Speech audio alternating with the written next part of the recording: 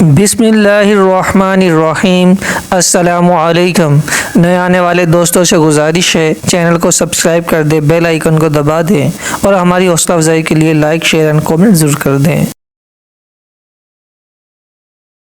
حضرت عمر فاروق رضی اللہ تعالیٰ عنہ جب سے مسلمانوں کے خلیفہ منتخب ہوئے، ہر وقت عوام کی فلاح و بہتری کے بارے میں فکر مند رہا کرتے تھے۔ آپ کی عادت مبارکہ تھی کہ مختلف شہروں کے گورنروں کے حالات کے بارے میں معلومات اکٹھی کرتے رہا کرتے تھے۔ ایک مرتبہ کا ذکر ہے کہ آپ نے حمص کے لوگوں سے پوچھا، تم لوگوں کا امیر کیسا ہے؟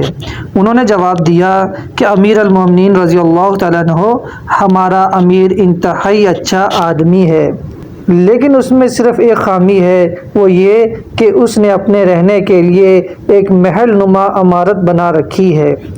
یہ سن کر حضرت عمر رضی اللہ تعالیٰ عنہ جلال میں آ گئے اور غصے کے عالم میں اسی وقت ایک قاصد کو حمص کے امیر کے محل کی طرف روانہ فرمایا اور ساتھ ہی اسے حکم بھی دیا کہ امیر حمص کے محل پر پہنچتے ہی لکڑیاں اکٹھی کر کے محل کے دروازے پر آگ لگا دینا۔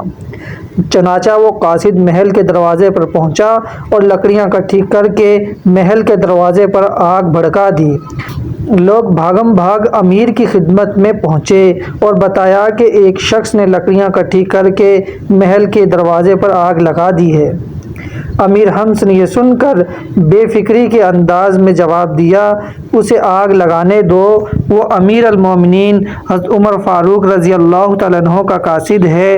اس کے بعد امیر حمص نے بذات خود چل کر قاصد کے پاس آئے۔ قاصد نے ان کو حضرت عمر رضی اللہ تعالیٰ عنہ کا حکم نامہ سنایا، جس میں لکھا تھا کہ امیر حمص فوری طور پر امیر المومنین رضی اللہ تعالیٰ عنہ کی بارگاہ میں حاضر ہوں۔ چنانچہ فرمان کے مطابق امیر حمص مدینہ منورہ پہنچ کر حضرت عمر رضی اللہ تعالیٰ عنہ کی خدمت میں حاضر ہوئے۔ حضرت عمر رضی اللہ تعالیٰ عنہ نے مسلمانوں کو حکم دیا کہ امیر حمص کو 3 دن تک دھوپ میں رکھو۔ جب چوتھا دن ہوا تو حضرت عمر رضی اللہ تعالیٰ عنہ امیر حمص کے پاس پہنچے اور ان کو اپنے ہمراہ سنگستان میں لے کر گئے۔ اس سنگستان میں زکوٰۃ کے اونٹ باندھے جاتے تھے۔ حضرت عمر فاروق رضی اللہ تعالیٰ عنہ نے سب سے پہلے امیر حمص کے امیرانہ کپڑے اتروا کر ان کو پہننے کے لیے کمبل دیا اور پھر حکم دیا کہ ان تمام اونٹوں کو پانی بھر بھر کر پلاؤ۔ جب وہ سب اونٹوں کو پانی پلا کر تھک گئے تو عمر رضی اللہ تعالیٰ عنہ نے دیکھ کر ان سے فرمایا، اے امیر حمص، تھک گئے ہوگے، پہلے بھی تو یہی کام کرتے تھے۔ امیر نے جواب دیا، امیر المومنین رضی اللہ تعالیٰ عنہ، اس کام کو چھوڑے ہوئے مجھے ایک مدت گزر چکی ہے۔ فاروق اعظم رضی اللہ تعالیٰ عنہ نے فرمایا، پھر یہی وجہ تھی کہ تم نے بلا خانہ بنوایا تھا اور مسلمانوں سے اونچے ہو کر سوتے تھے۔ امیر حمص کا ندامت کے مارے برا حال تھا۔